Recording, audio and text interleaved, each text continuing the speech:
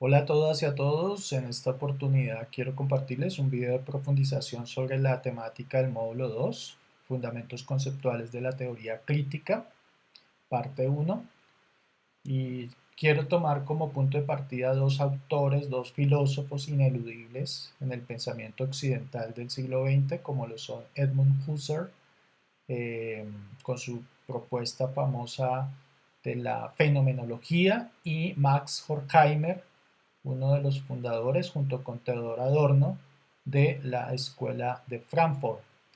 Husserl tiene una obra importante, data de 1936 y es Crisis de las Ciencias Europeas y la Fenomenología Trascendental.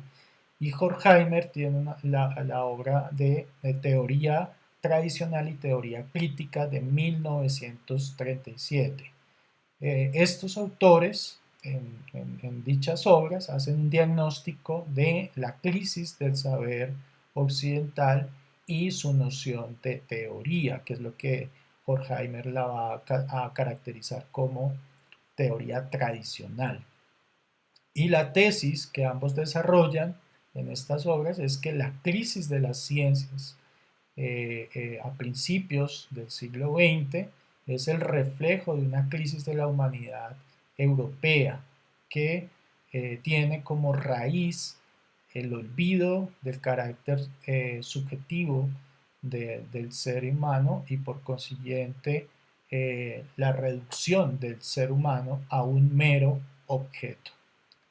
Este diagnóstico lo resalta el profesor Guillermo Hoyos, filósofo colombiano experto en estos autores, y aquí en esta cita que les comparto, precisamente él resalta eh, el diagnóstico que hace Husserl de la objetivización del ser humano por parte de las ciencias naturales y de las ciencias del espíritu o ciencias humanas en estas décadas del siglo XX, ¿no? Y cómo hay una positivización de las ciencias, cómo estas ciencias asumen al sujeto como un mero objeto, dejando de lado pues el carácter subjetivo, dejando de lado que todo ese carácter, digamos, experiencial, histórico, transformativo del ser humano como sujeto.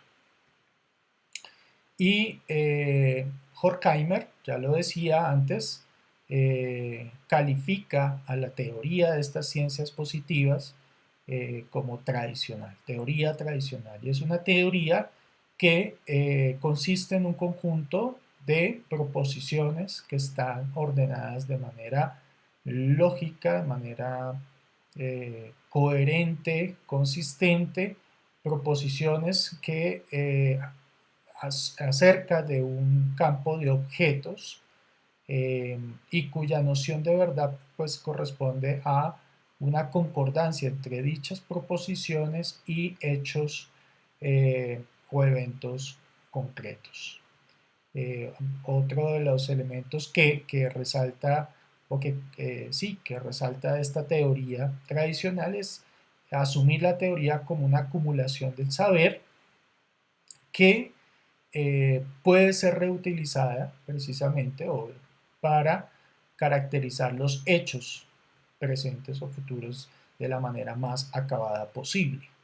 Entonces, vemos aquí, podemos trazar un paralelo entre la teoría tradicional y la teoría crítica. Esta segunda es la alternativa que proponen los filósofos de la escuela de Frankfurt, la teoría crítica, y que asumen que el sujeto como individuo está determinado por sus relaciones interpersonales, por su experiencia, por su historia. El pensamiento crítico precisamente busca extraer de sí los fines prácticos para transformar la propia experiencia. Hay un carácter experiencial allí muy importante. El pensamiento crítico procura una organización social racional acorde con los intereses generales. Y vamos a ver cómo allí, por ejemplo, aspectos como el bien común, como la justicia, como la lucha contra todos los dispositivos de opresión y desigualdad social, pues son muy relevantes en esta teoría crítica. La sociedad como objeto es compleja, heterogénea, diversa y contradictoria.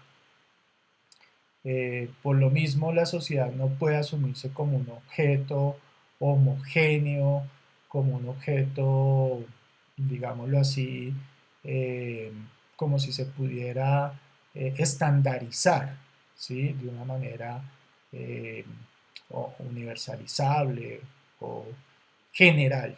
No hay una aproximación estrictamente objetiva a la realidad en la que se distinga claramente hechos y valores, ¿sí? Eso es otro de los elementos importantes de la teoría crítica. Dentro de, quiero, dentro de este enfoque crítico, quiero resaltarle el planteamiento de Karl Popper de finales del siglo XX, cuando él habla del racionalismo criticista, es decir, en donde se ve, que se puede conjugar el método de la ciencia con una intencionalidad crítica, ¿sí? Y él lo plantea en estos sentidos. El método de las ciencias puede ser el de la tentativa de solución, el del ensayo o idea de solución sometido al más estricto control crítico. No es sino una prolongación crítica del método de ensayo y error. La llamada objetividad científica de la ciencia radica en la objetividad del método crítico, lo cual quiere decir sobre todo que no hay teoría que esté liberada de la crítica.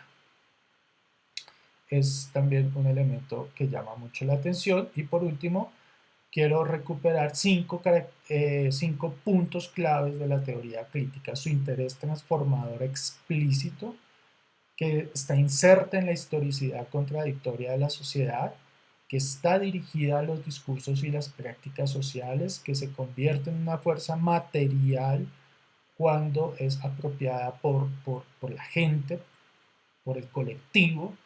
Y fuerza material quiere decir que tiene una fuerza transformativa eh,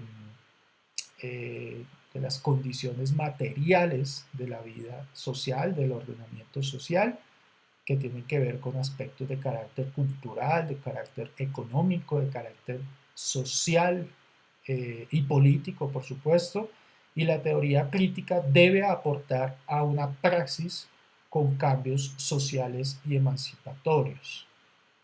Eh, este término de la emancipación también tiene que ver con precisamente cómo superar esos